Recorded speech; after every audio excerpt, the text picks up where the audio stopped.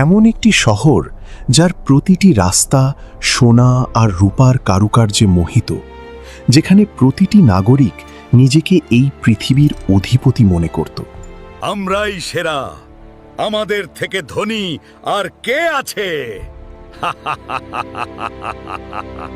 তারা ভেবেছিল তাদের এই সাম্রাজ্য কোনোদিন শেষ হবে না, কিন্তু মাত্র কয়েক ঘন্টার ব্যবধানে একটি মাত্র অভিশপ্ত রাতে সেই বিশাল সভ্যতা পৃথিবীর বুক থেকে চিরতরে মুছে গেল। এটি কোনো কাল্পনিক ভৌতিক গল্প নয়, বরং ইতিহাসের পাতায় রক্ত দিয়ে লেখা এক ভয়াবহ সত্য। আপনারা ভাবতেও পারবেন না যে কিভাবে একটি তুখোড় শক্তিশালী জাতি কোনো যুদ্ধ বা মহামারী ছাড়াই স্রেফ এক রাতের প্রাকৃতিক তাণ্ডবে ধূলিসাৎ হয়ে যেতে পারে। আজ আমরা এমন এক সভ্যতার কথা বলবো যারা বিজ্ঞানে, স্থাপত্যে আর বিলাসবহুল জীবনযাপনে বর্তমান আধুনিক বিশ্বকেও চ্যালেঞ্জ করার ক্ষমতা রাখত। কি নেই আমাদের কাছে? আমরাই সব থেকে বেশি ক্ষমতাবান।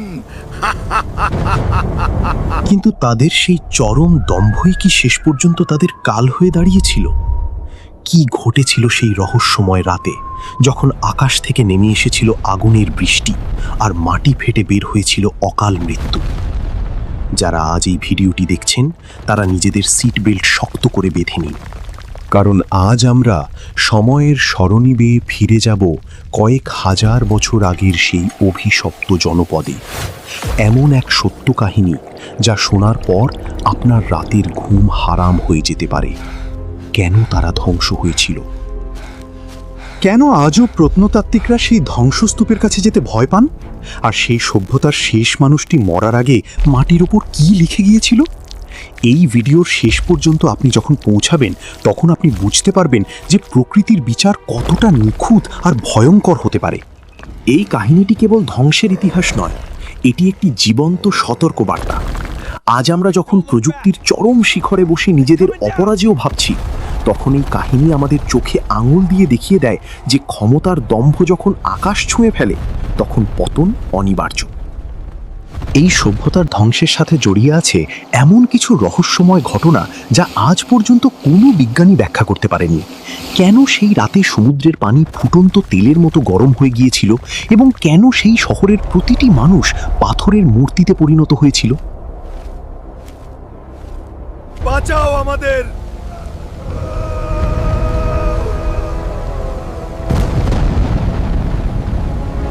আজকের এই ভিডিওতে আমরা আলোচনা করব সেই লুকানো সত্যগুলো নিয়ে, যা হয়তো আপনার পাঠ্য বইয়ে কখনো পড়ানো হয়নি। আমরা দেখাবো কিভাবে একটি সাজানো শহর এক নিমিষে শ্মশানে পরিণত হলো। এই কাহিনীটি কেন গুরুত্বপূর্ণ? কারণ ইতিহাসের এই ধুলোমাখা পাতাগুলোর নিচে চাপা পড়ে আছে মানুষের সেই আদিমতম ভুলগুলো, যা আমরা আজও প্রতিনিয়ত করছি। ইতিহাসের ধুলোমাখা পথ ধরে আমরা যদি কয়েক হাজার বছর পেছনে যাই, তবে দেখা মেলে এক অপূর্ব সুন্দর উপত্যকার। চারদিকে সুউচ্চ পাহাড়, যার চূড়াগুলো বরফের চাদরে ঢাকা, আর পাহাড়ের কুল বেয়ে নেমে আসা সুশীতল ঝর্ণাধারা, যা পুরো জনপদকে এক স্বর্গীয় রূপ দিয়েছিল। এই শহরটির নাম ছিল ইরাম, যা ছিল তৎকালীন বিশ্বের সবচেয়ে উন্নত এবং রহস্যময় শহর। সেখানকার মানুষগুলো সাধারণ মানুষের চেয়ে অনেক বেশি দীর্ঘকায় এবং শক্তিশালী ছিল।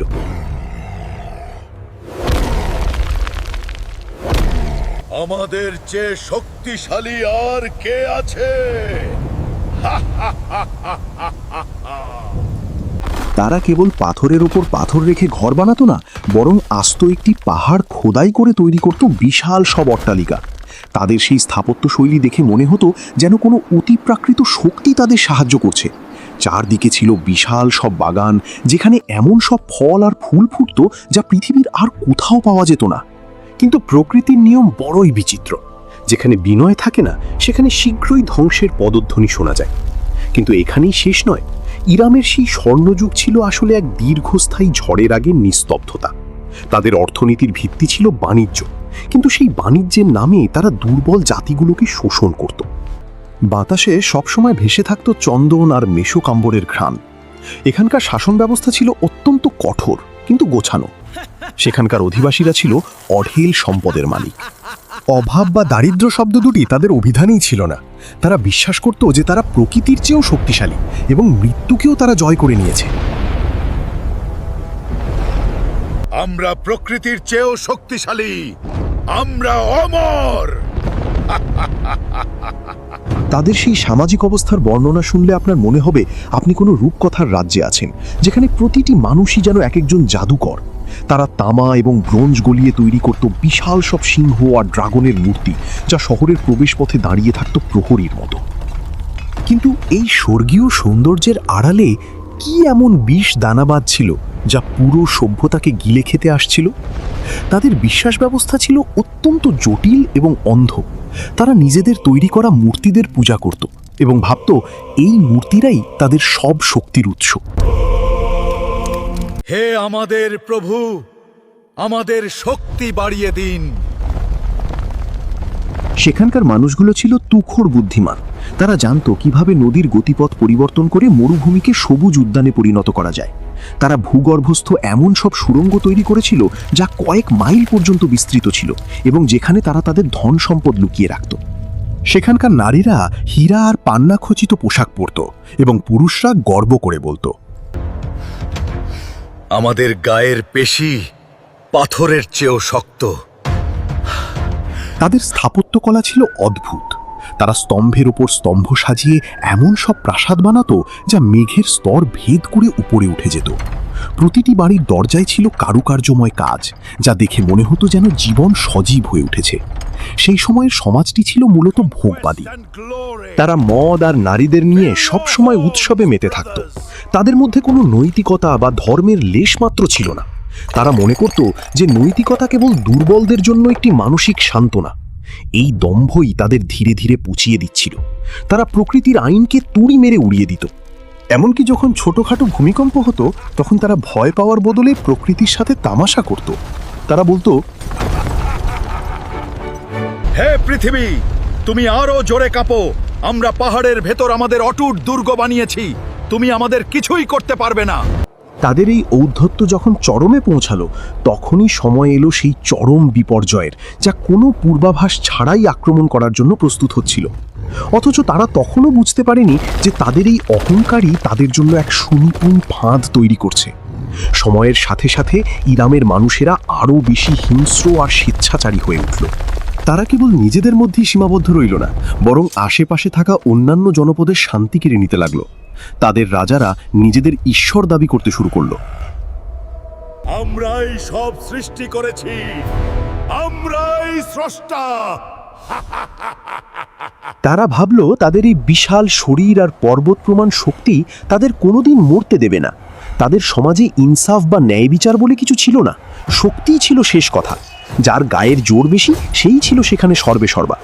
দরিদ্রদের তারা দাসের মতো ব্যবহার করত এবং আনন্দ লাভের জন্য দাসেদের মধ্যে লড়াই লাগিয়ে দিত।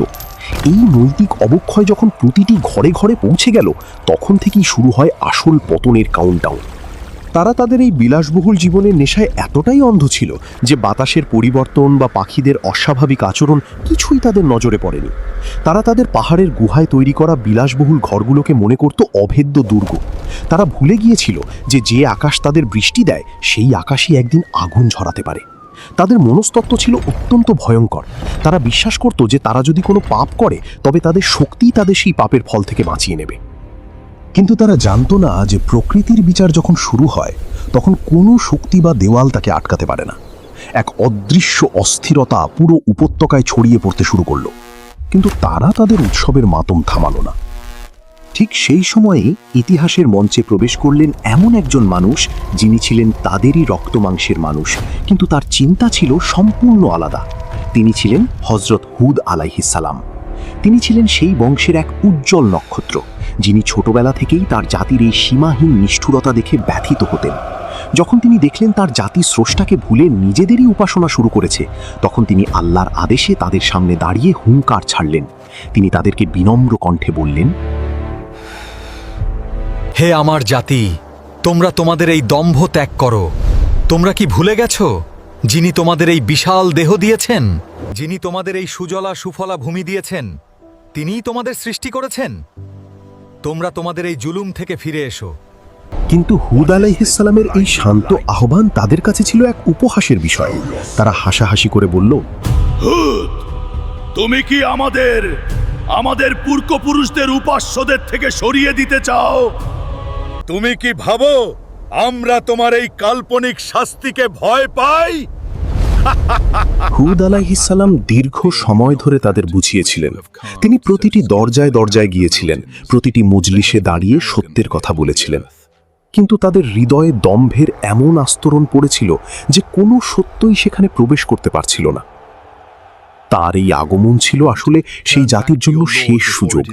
তিনি বারবার সতর্ক করেছিলেন যে একটি ভয়ঙ্কর তুফান আসছে যা তাদের শিকড় সহ উপড়ে ফেলবে। তোমরা যদি ঈমান না আনো, এক আল্লাহর ইবাদত না করো, তাহলে তোমরা খুব তাড়াতাড়ি ধ্বংসপ্রাপ্ত হবে। কিন্তু তারা ছিল নিজেদের শক্তিতে মাতোয়ারা। এই মহাপুরুষের উপস্থিতিতে পরিবেশ আরও ভারী হয়ে উঠল।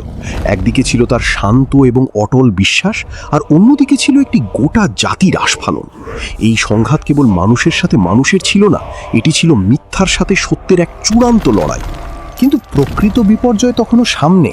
যা ঘটল তার জন্য তারা একদমই প্রস্তুত ছিল না। হুদ আলাইহিসসালামের সতর্কবাণী যখন তারা চূড়ান্তভাবে প্রত্যাখ্যান করল, তখন প্রকৃতিতে এক অদ্ভুত নীরবতা নেমে এলো। পাখিরা গান গাওয়া বন্ধ করে দিল, বন্য পশুরা পাহাড় ছেড়ে সমতলের দিকে ছুটে আসতে লাগলো। কিন্তু ইরামের মানুষরা ছিল তাদের উৎসব নিয়ে ব্যস্ত। একদিন হঠাৎ করেই আকাশে এক অদ্ভুত কালো মেঘের দেখা মিলল। মেঘটি সাধারণ মেঘের মতো ছিল না, এর রং ছিল কুচকুচে কালো, আর এর ভেতরে লাল রঙের এক অদ্ভুত আভা দেখা যাচ্ছিল। মেঘটি দেখে ইরামের মানুষরা উল্লাসে ফেটে পড়ল। তারা ভাবল দীর্ঘ প্রতীক্ষিত বৃষ্টি বুঝি এলো বলে। তারা মাঠে সমবেত হয়ে গান গাইতে লাগলো। দেখো, আমাদের উপাস্যরা আমাদের উপর খুশি হয়েছে, আজ রহমতের বৃষ্টি পড়বে। তারা যখন আনন্দে আত্মহারা, ঠিক তখনই হুদ আলাইহিসসালাম তার অনুসারীদের নিয়ে সেই এলাকা ত্যাগ করতে শুরু করলেন।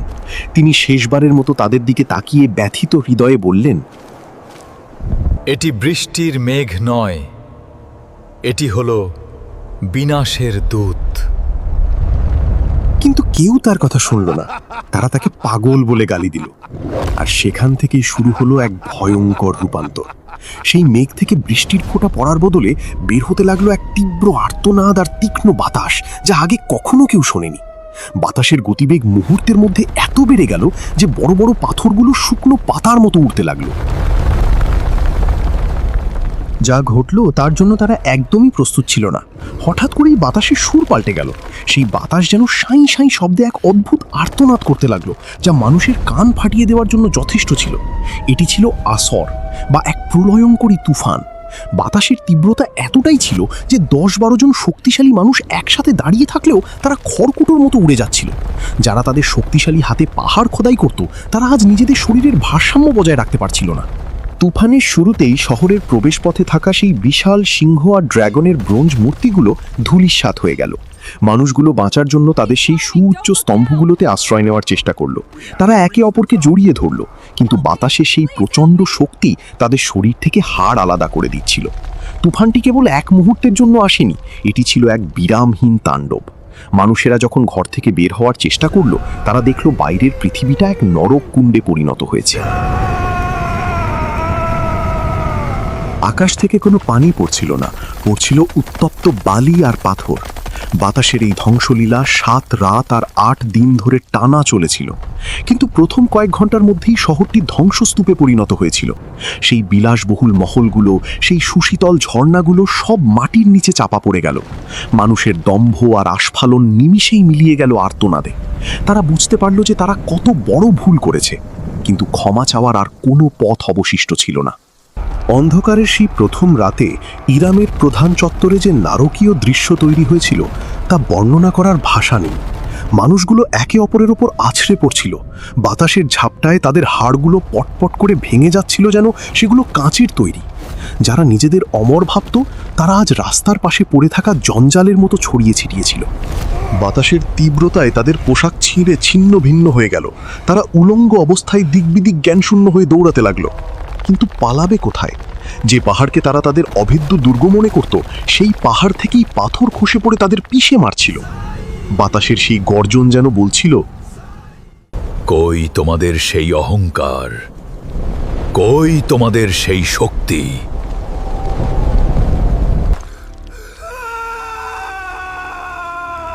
ইরামের রাজা যে নিজেকে ঈশ্বর দাবি করত, তাকে দেখা গেল তার সোনার সিংহাসন আঁকড়ে ধরে আছে, কিন্তু তুফানের এক ঝাপটায় সেই সিংহাসন সহ তাকে কয়েক মাইল দূরে এক গর্তে ছুঁড়ে ফেলে দিল। প্রতিটি সেকেন্ড ছিল এক একটি মহাকালের সমান। সময় যেন থমকে দাঁড়িয়েছিল কেবল তাদের ধ্বংসলীলা দেখার জন্য। যারা হুদ আলাইহিসসালামকে তুচ্ছ-তাচ্ছিল্য করত, তারা আজ তার নাম ধরে চিৎকার করছিল, বাঁচাও আমাদের! হুদ, আমাদের ক্ষমা করো! হুদ, হুদ, আমাদের বাঁচাও! বাঁচাও আমাদেরকে! কিন্তু হুদ আলাইহিসসালাম তখন অনেক দূরে এক সুরক্ষিত স্থানে তার অনুসারীদের নিয়ে আল্লাহর স্মরণে নিমগ্ন ছিলেন। সেই রাতে আকাশের নক্ষত্রগুলোও যেন ভয়ে সংকুচিত হয়ে গিয়েছিল। পৃথিবীর ইতিহাসে এমন নিখুঁত ধ্বংসলীলা আর কখনো দেখা যায়নি। আর সেখান থেকেই শুরু হয় আসল মোড়। ঝড়ের দ্বিতীয় দিনে বাতাসের সাথে যোগ দিল এক প্রচণ্ড শীতলতা, এমন এক বরফ শীতল বাতাস যা মানুষের শরীরের রক্ত জমিয়ে দিচ্ছিল। মানুষগুলো যখন আগুনের কাছে যেতে চাইল, বাতাস সেই আগুনকেও নিভিয়ে দিল। তাদের শরীরগুলো ধীরে ধীরে নীল হয়ে যেতে লাগলো। চতুর্থ দিনে পরিস্থিতি আরও ভয়াবহ হলো। মাটি ফেটে এক অদ্ভুত শব্দ বের হতে লাগলো, যা কোনো মানুষের সহ্য করার ক্ষমতার বাইরে ছিল। সেই শব্দ শুনে অনেক মানুষ হার্ট অ্যাটাক করে মারা গেল। এটি কেবল একটি ঝড় ছিল না, এটি ছিল একটি সুপরিকল্পিত ধ্বংসযজ্ঞ। ইরামের সেই বিখ্যাত বাগিচাগুলো এখন এক বিশাল বালির সমুদ্রের নিচে। যেসব ঝর্ণা থেকে সুমিষ্ট পানি আসতো, সেখান থেকে এখন ফুটন্ত কাদা বের হচ্ছে। যারা বেঁচে ছিল তারা খিদে আর তৃষ্ণায় একে অপরের মাংস খাওয়ার মতো অবস্থায় পৌঁছে গেল। এটি ছিল নৈতিক ধ্বংসের পর শারীরিক ধ্বংসের এক চূড়ান্ত স্তর। প্রতি 1 ঘন্টা অন্তর অন্তর ঝড়ের গতিবেগ বাড়ছিল। আপনারা কি কল্পনা করতে পারেন সেই বিভীষিকা? যেখানে একসময় গানের সুর ভেসে আসতো, সেখানে এখন কেবল মৃত্যুর হাহাকার। ঝড়ের প্রতিটি ঝাপটায় এক একটি পাড়া নিশ্চিহ্ন হয়ে যাচ্ছিল। মানুষের সেই দানবীয় দেহগুলো এখন শুকনো খেজুর গাছের গুড়ির মতো এদিক ওদিক গড়াগড়ি খাচ্ছিল। আর এটাই ছিল সেই জাতির শেষ পরিণতি, যারা বলেছিল তাদের চেয়ে শক্তিশালী কেউ নেই। তারা ভেবেছিল তারা প্রকৃতিকে জয় করেছে, কিন্তু প্রকৃতি তাদের এমন এক শিক্ষা দিল যা অনন্তকাল পর্যন্ত ইতিহাসের পাতায় ক্ষত হয়ে থাকবে। এই ধ্বংসলীলার এক পর্যায়ে এমন এক ঘটনা ঘটল যা আজও রহস্যে মোড়ানো। যখন শহরের সব দালান কোঠা ধসে পড়ল, তখন এক অদ্ভুত বিদ্যুৎ চমকালো, যা কোনো মেঘ থেকে আসছিল না, বরং মনে হচ্ছিল মহাকাশ থেকে এক বিশাল আলোর তরবারি মাটির দিকে নেমে আসছে। সেই আলোর স্পর্শে যা কিছু ছিল তা স্রেফ ছাই হয়ে গেল। বিজ্ঞানীরা আজও গবেষণা করেন এই বিশেষ অ্যাকুস্টিক ওয়েভ বা শব্দ তরঙ্গ নিয়ে, যা ইরামের মতো শক্তিশালীদের হাড় গুঁড়ো করে দিয়েছিল। ঝড়ের 7ম দিনে আকাশ ধীরে ধীরে পরিষ্কার হতে শুরু করলো, কিন্তু সেই সূর্য যে আলো নিয়ে এলো তা ছিল এক মহা শ্মশানের ওপর। পুরো উপত্যকাটি এখন এক বিশাল বালির টিবি, কোথাও কোনো প্রাণের চিহ্ন নেই। যে বিশাল শহরটি কয়েক মাইল জুড়ে বিস্তৃত ছিল, তার একটি চিহ্ন মাটির ওপরে নেই। পৃথিবী যেন তার বুক চিরে এই পাপিষ্ঠ জাতিকে গিলে খেলো এবং আবার সমান হয়ে গেল। হুদ আলাইহিসসালাম যখন সেই ধ্বংসস্তূপের উপর দিয়ে হেঁটে যাচ্ছিলেন, তখন তার চোখে জল ছিল। তিনি দেখলেন সেই বিশালদেহী মানুষগুলোর দেহ এখন বালির সাথে মিশে গেছে। এটি ছিল সেই জাতির সমাপ্তি যারা একসময় পৃথিবীকে শাসন করত। তারা ভাবত তারা বিজ্ঞানে অনেক উন্নত, কিন্তু তাদের সেই বিজ্ঞান তাদের 1 সেকেন্ডের সুরক্ষাও দিতে পারেনি। কেন আজ পর্যন্ত ইরামের কোনো অবশিষ্টাংশ সহজে খুঁজে পাওয়া যায় না? কারণ প্রকৃতি তাদের এমনভাবে মুছে দিয়েছে যেন তারা কোনোদিন অস্তিত্বেই ছিল না। প্রত্নতাত্ত্বিকরা যখন 1930-এর দশকে উপগ্রহ চিত্রের মাধ্যমে এই এলাকার মানচিত্র তৈরি করেন, তখন তারা মরুভূমির মাঝখানে একটি বৃত্তাকার নকশা দেখতে পান। যখন খনন শুরু হলো, তারা হতবাক হয়ে গেলেন। মাটির নিচে ঠিক তেমনই সব স্তম্ভ পাওয়া গেল যার বর্ণনা হুদ আলাইহিসসালামের কাহিনীতে ছিল। সেই পাথরগুলো ছিল নিখুঁতভাবে কাটা, যা আজও কোনো আধুনিক ড্রিল মেশিন দিয়ে করা সম্ভব নয়। কিন্তু সেখানে কোনো মানুষের কঙ্কাল পাওয়া যায়নি। পাওয়া গেছে কেবল মানুষের আকৃতির কিছু পাথরের কাঠামো। যেন মনে হয় কোনো এক অদ্ভুত বিক্রিয়ায় মানুষের রক্ত মাংস মুহূর্তের মধ্যে পাথরে রূপান্তরিত হয়ে গিয়েছিল। কেন এমন হলো? এর উত্তর হয়তো কোনো বিজ্ঞানাগারে নেই, আছে মানুষের কর্মফলে।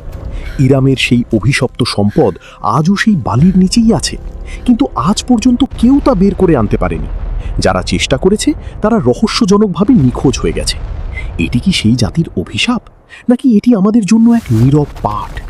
যা ঘটল তারপর সেখানে আর কোনোদিন কোনো নতুন সভ্যতা গড়ে ওঠেনি।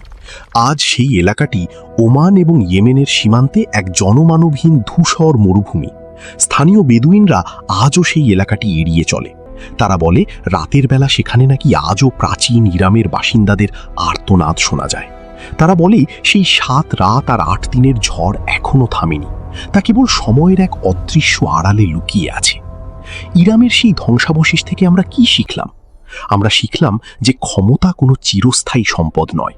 আজ আমরা উঁচু উঁচু দালান বিল্ডিং বানাচ্ছি, আমরা মনে করছি আমরা নিরাপদ, কিন্তু প্রকৃতির 1 সেকেন্ডের সামান্য এক কম্পন আমাদের সব প্রযুক্তিকে অকেজো করে দিতে পারে। ইরামের পতনের পর ইতিহাস কয়েকবার পাল্টেছে। অনেক সম্রাট এসেছেন আর গিয়েছেন, কিন্তু সেই ধ্বংসের কাহিনী আজও সজীব। এটি আমাদের মনে করিয়ে দেয় যে নৈতিকতা আর মূল্যবোধ ছাড়া কোনো বিজ্ঞান বা শক্তি দীর্ঘস্থায়ী হতে পারে না।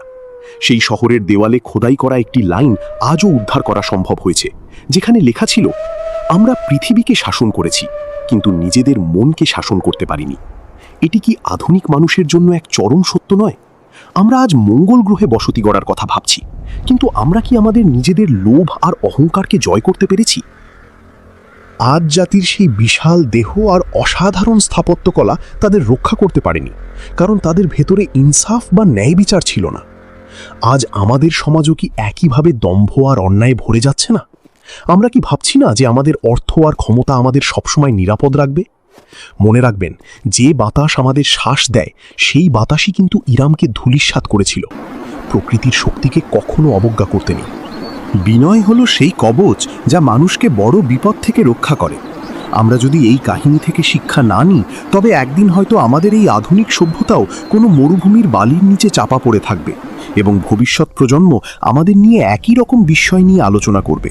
তাই সময় থাকতেই আমাদের নিজেদের শুধরে নেওয়া উচিত। এই ভিডিওটি যদি আপনার মনে সামান্যতম নাড়া দিয়ে থাকে, তবে বন্ধুদের সাথে শেয়ার করুন, কারণ সত্য প্রচার করাও এক ধরনের দায়িত্ব। ইতিহাসের এই রোমহর্ষক সত্যগুলো আমাদের জানা দরকার, যাতে আমরা আমাদের অতীত থেকে শিক্ষা নিতে পারি। আজকের মতো এখানেই বিদায় নিচ্ছি।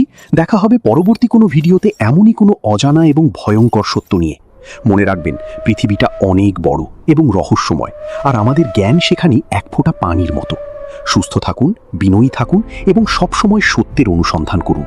শেষ পর্যন্ত সাথে থাকার জন্য অসংখ্য ধন্যবাদ। আল্লাহ হাফিজ।